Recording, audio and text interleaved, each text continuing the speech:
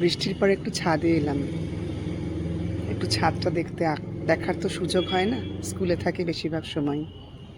দেখুন কেমন খানিকটা অংশ জল জমে গেছে ছাদের।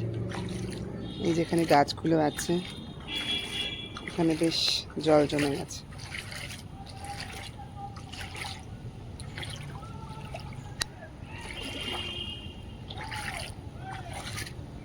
ওদিকটা সেরকম জল জমেনি, ওদিকটা শুকনোই রয়েছে। শুকনো মানে জলটা জমেনি আর কি, ভিজে তো যাবেই বৃষ্টির জন্য।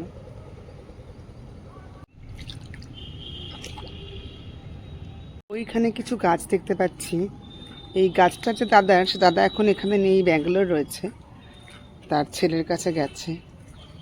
গাছগুলো খুব যত্ন করে দাদা করে। আর একদিন আমি দেখিয়েছিলাম ছাদে এসে, বেশ বৃষ্টির জল পেয়ে তাজা হয়ে উঠেছে।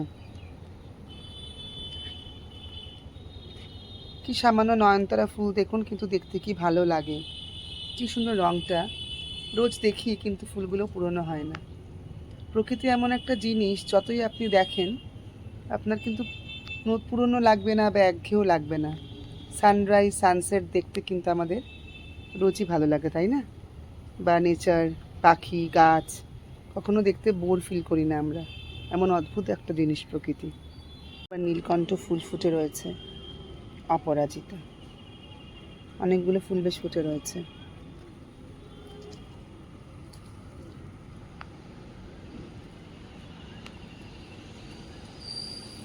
কি সুন্দর রঙটা, খুব ভালো লাগে নীলকণ্ঠ ফুল। একটা সাদা নীলকণ্ঠ এখানে রয়েছে।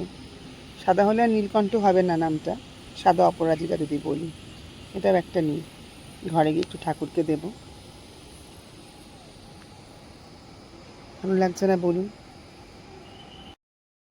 ছোটোবেলাটাই বেশ ভালো ছিল বলুন, চিন্তা ভাবনা ছিল না, সব চিন্তা মা বাবাকে দিয়ে আমরা নিশ্চিন্ত থাকতাম। তখন ভাবতাম কত পড়া, কত চিন্তা, সিলেবাস শেষ করতে হবে। কিন্তু এখন দেখছি তার থেকেও অনেক বেশি চিন্তা।